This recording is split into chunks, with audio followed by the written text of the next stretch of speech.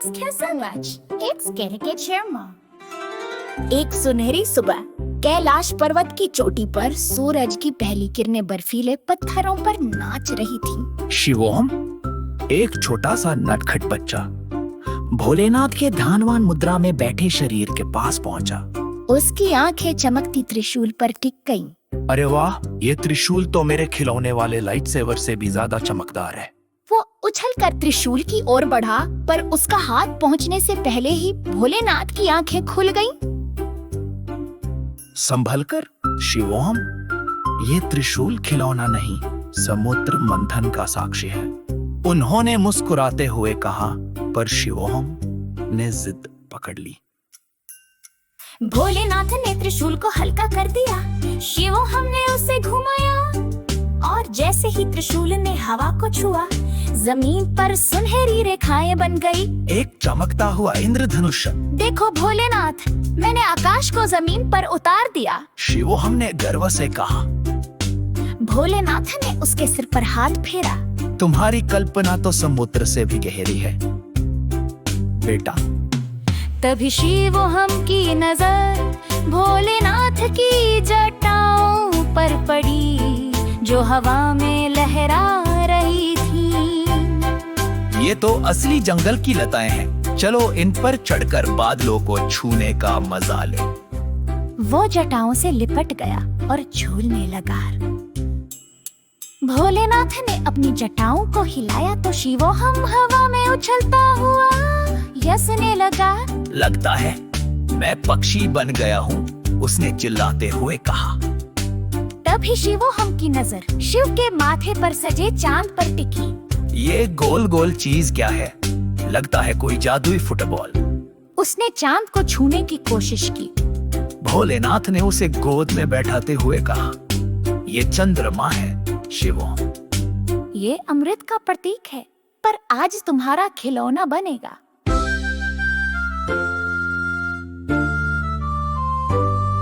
शिवो हमने चांद को जमीन पर रखा और जोर से लात मारी। चांद हवा में उछला और बादलों के बीच से गुजरता हुआ आकाश के पार चला गया। गोल, मैंने तो शनि ग्रह तक मार दिया। शिवो हमने खुशी से उछलते हुए कहा, पर चांद वापस नहीं आया। भोलेनाथ ने गंभीर होते हुए कहा, चांद बिना आकाश अधूरा है। चलो उसे ढूंढने चलते हैं। नंदी बैल की पीठ पर सवार होकर वे बादलों के राज्य की ओर चले। रास्ते में उन्हें एक बादल मिला जो रोया जा रहा था। मेरा रंग गायब हो गया है, बादल ने सिसकते हुए कहा। शिवो हमने त्रिशूल से बादल को छुआ और वो फिर से सफेद हो गया। धन्यवाद छोटे जादूगर। बादल ने खुश होकर उन्हें एक इंद्रधनुषी रास्ता दिखाया। इंद्रधनुष के अंत में इंद्रधनुषालकाय बादल का महल था, जहाँ चांद फंसा हुआ था। महल के द्वार पर एक बादल देख खड़ा था। चांद तुम्हें तभी मिलेगा जब तुम मेरी पहेली सुलझाओगे। दैत्य ने गुर्राते हुए कहा। बिना पंखों के उड़ता हूँ, बिना मुंह के गाता हूँ, बताओ मैं कौन हूँ? शिवो हमने सोचते हुए कहा। तुम हवा हो। दैत्य हंसा। गलत, मैं तुम्हारा प्यारा सा चांद हूँ। और महल गायब हो गया। चांद शिवोहम के हाथ में था। भोलेनाथ ने समझाया, ये दैत्य नहीं, तुम्हारी ही परछाई थी। डर असली दुश्मन होता है। वापसी पर शिवोहम ने चांद को शिव के माथे पर वापस रख दिया। आज का सबसे बड़ा खजाना यही है कि तुमने डर को हराया। भोलेनाथ ने गर्व से कहा। थक कर शिवोहम शिव की गोद में सो गया।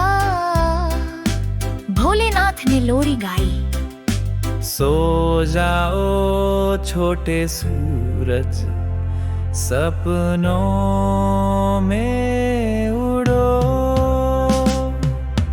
कल फिर खेलेंगे नया याज़ा ढूंढो।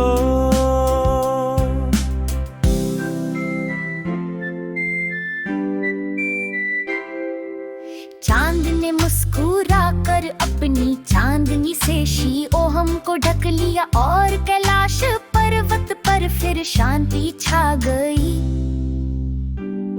बादलों के राज्य का रहस्य। शीओहम और भोलेनाथ नंदी की पीठ पर सवार होकर बाजों के ओर बढ़े।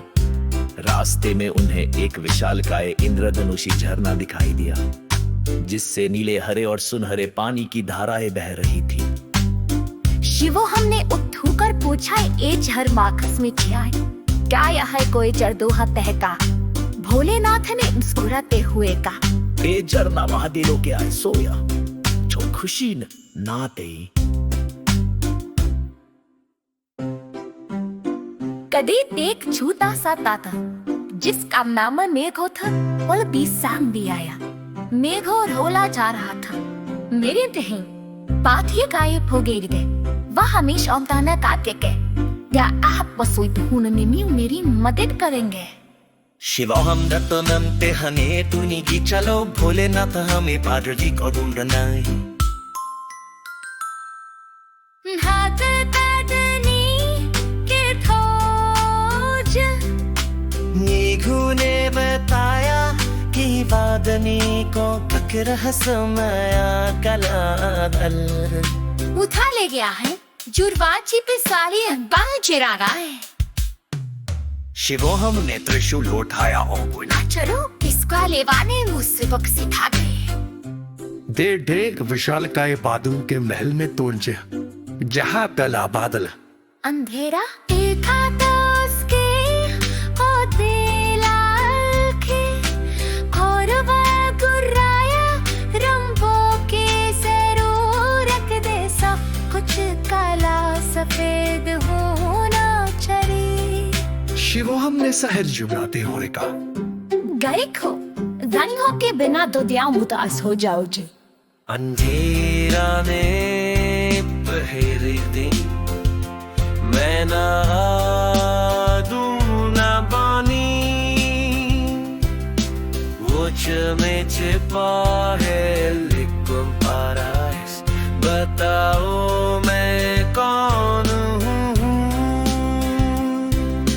शिवोहम ने सोचते हुए कहा, तुम चांद हो, अंधेरा जलाया। गलत।